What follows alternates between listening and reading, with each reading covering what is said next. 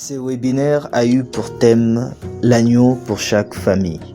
Dès le début de ce webinaire, nous avons dit que l'agneau est une personne et cette personne, c'est Jésus-Christ. Et nous sommes en train d'atterrir ce soir en disant que l'agneau est la parole. Et donc en finalité, nous disons que Jésus-Christ est la parole. Jean 1,14 nous dit que cette parole est devenue un homme. Et cet homme a habité parmi nous, nous avons vu sa gloire, cette gloire qu'il a reçue du Père. C'est la gloire du Fils unique, plein d'amour et de vérité. L'agneau est une personne, cette personne c'est Jésus-Christ, l'agneau est la parole, cette parole c'est Jésus-Christ, Jésus-Christ est la parole. Et notre réflexion de ce soir tourne autour des instructions qui devaient conduire le peuple à manger. Il ne suffisait pas seulement de manger, mais comment manger cet agneau. Voilà, et c'est pour ça que le texte dit ceci. Cette même nuit, on en mangera la chair, donc on mangera la chair de l'agneau. Mais le verset 9 qui attire notre attention, vous ne les mangerez point à demi-cuit et bouilli dans l'eau, mais il sera rôti au feu avec la tête, les jambes et l'intérieur. Le verset 10 devient encore plus intéressant. Vous n'en laisserez rien jusqu'au matin. Et s'il en reste quelque chose le matin, vous le brûlerez au feu. Je vais vous faciliter la compréhension de ces instructions. Ce que Dieu leur demande, c'est de manger tout l'intérieur de l'agneau. De ne rien laisser. Tout ce qui est intérieur, tout ce qui se trouve à l'intérieur de l'agneau, de l'animal, il fallait manger. Donc les intestins et... Il dit ne laissez rien, il parle de l'intérieur. Donc tout ce qui est à l'intérieur là, ne laissez rien. Et le verset 10, il dit, s'il en reste quelque chose, là, ça n'a rien à voir avec la partie intérieure. Maintenant, là, il dit s'il en reste, parce qu'il sait qu'on ne pourra pas tout manger, puisque il n'y a pas que l'intérieur, il y a aussi l'extérieur de l'animal. Et l'extérieur de l'animal, il y a le poil de l'animal. Donc Dieu sait que les enfants d'Israël ne vont pas quand même consommer le poil. Le poil ne se mange pas. Donc il sait au moins qu'il va en rester quelque chose. Et lorsqu'il dit ne laissez rien, il parle de l'intérieur. Parce que dans les instructions, vous devez manger tout l'intérieur, les jambes, la tête et tout. Il parle de l'intérieur. Il précise même l'intérieur. Et quand il dit s'il en reste quelque chose, il fait allusion aux déchets. Donc au poil par exemple. S'il en reste, vous allez le brûler. Ces instructions ont été données aux enfants d'Israël afin de vivre la liberté. Cependant, dans notre époque, dans notre génération, on n'a pas besoin d'immoler un animal, de manger l'intérieur afin d'être libre de certaines choses. Mais nous, l'agneau que nous devons manger, c'est la parole qui est Jésus-Christ. Ce que Dieu nous demande, nous, aujourd'hui, gens de ma génération, c'est de manger Jésus-Christ, de manger Christ qui est la parole, qui est la chair. Voilà pourquoi Christ a personnifié la Pâque afin que nous puissions manger. Il dit, la Bible dit qu'il prit le pain, il dit ceci est mon corps, ceci c'est moi, mangez mon corps. Et partout où nous sommes, gens de ma génération, si nous voulons être libres, vivre la liberté, nous devons manger, consommer la parole de Dieu et nous devons suivre les instructions. Selon les instructions, nous devons manger tout l'intérieur de la parole de Dieu. Et cette parole de Dieu, c'est Jésus-Christ. Donc nous devons manger l'intérieur de Jésus. Selon les instructions que Dieu a données aux enfants d'Israël, il a dit, s'il en reste quelque chose, Dieu sait qu'il va en rester quelque chose. Il y a des déchets qu'on doit rejeter. Voyez?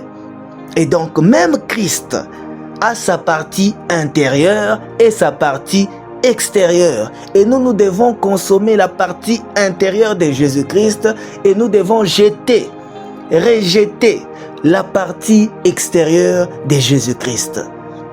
Nous devons consommer la partie intérieure de la parole de Dieu et nous devons rejeter le contour. Nous devons rejeter les poils de Jésus, rejeter le poil de la parole de Dieu.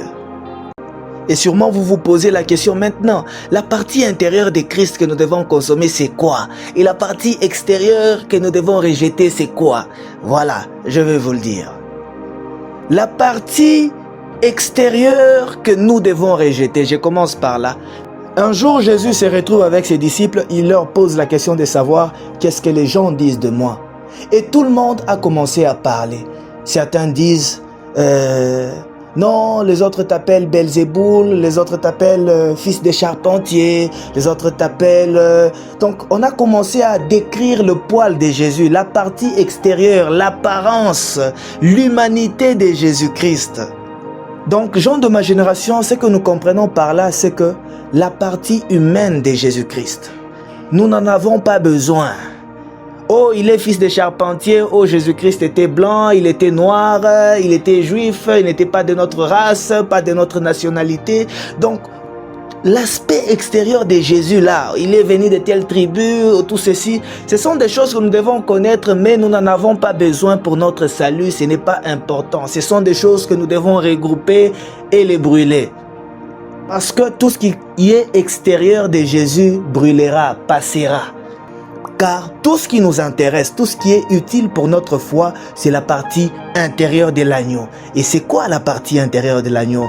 Pendant que tous les disciples ont échoué, ils ont décrit Jésus par rapport à son apparence, son origine. Il y a eu Pierre. Lorsque Christ a posé la question, Pierre, et toi, que dis-tu que je suis? Voilà, Pierre a eu la révélation. Il a dit, moi je pense que tu es le Christ, le Messie, le Fils du Dieu vivant. Jésus-Christ lui dit, très bien, voilà, ça ce n'est ni la chair ni le sang qui t'ont donné cette réponse. C'est le Père qui est dans les cieux. Pourquoi? Pourquoi Pierre a réussi? Parce que lui a touché la partie intérieure de Jésus-Christ. Il ne s'est pas limité à l'apparence, à l'humanité de Jésus, mais il a vu la divinité qui était en Jésus-Christ. Et c'est cette divinité que nous devons consommer. C'est cette divinité qui nous donne la vie, qui nous donne le pouvoir d'être libre, qui nous donne la liberté. Tous ceux qui se mettent à consommer les contours, l'aspect extérieur et l'humanité de Jésus ne bénéficient en rien de la délivrance. Ce sont des débats inutiles et qui ne conduisent pas au salut, mais à la perdition. Tu ne peux pas vivre le mystère, le surnaturel, tout en te nourrissant de l'aspect extérieur de Jésus. Non, ne peuvent vivre le surnaturel dans leur vie que ceux qui se nourrissent de la partie divine, la partie intérieure de l'agneau. C'est quoi la partie intérieure? La partie intérieure, qu'est-ce que nous savons de Jésus? Jésus-Christ, il est le libérateur éternel. Voilà, ça c'est la partie intérieure. Il est celui qui ôte et qui place des limites. C'est la partie intérieure. C'est le Dieu de nos familles, l'origine de toutes nos familles. C'est la partie intérieure. Il est le terminus de notre passé et le point de départ d'une nouvelle destinée. C'est la partie intérieure. Jésus-Christ est notre Pâque. C'est la partie intérieure de l'agneau que nous devons consommer. Et donc, gens de ma génération, même avant d'engager un débat sur Jésus, pose-toi la question, ces débats ici, ce sont les poils de Jésus ou c'est l'intérieur de Jésus? Si ce sont les poils, ne passe pas ton temps. Mais si c'est l'intérieur, tu peux consommer l'intérieur. C'est ça qui donne la vie. Ils ont brûlé l'extérieur. Ils ont laissé l'extérieur de l'agneau en Égypte. Mais l'intérieur, ils ont porté ça dans leur corps. Ils ont traversé avec la mer Rouge. Ils sont partis avec l'intérieur de l'agneau. Rejetons tout ce qui est aspect extérieur de Jésus. C'est bon pour la connaissance, pour l'histoire, mais ça ne nous aide pas dans notre foi, dans notre marche avec Dieu. La Pâque n'est pas un jour. La Pâque, ce n'est pas un mois. La Pâque, c'est toute une vie.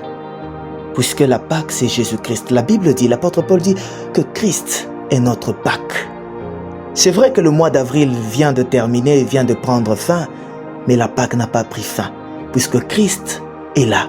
Christ vit en nous. Et tant que Christ vit en nous, tout ce que nous venons de parler, tout ce que nous avons soulevé pendant ces webinaires, tu peux le vivre même au mois de mai, même au mois de juin, même en décembre. Tu peux le vivre chaque jour de ta vie. Tu peux vivre une délivrance dans n'importe quel domaine parce que la Pâque ne se limite pas à un mois, mais la Pâque est une personne. La Pâque, c'est Jésus-Christ. Et tant qu'il vit, nous pouvons vivre les bénéfices de la Pâque. Et toi, n'arrête pas de manger l'agneau chaque jour de ta vie. N'arrête pas de consommer l'intérieur de l'agneau chaque jour de ta vie. Gens de ma génération, que Dieu vous bénisse.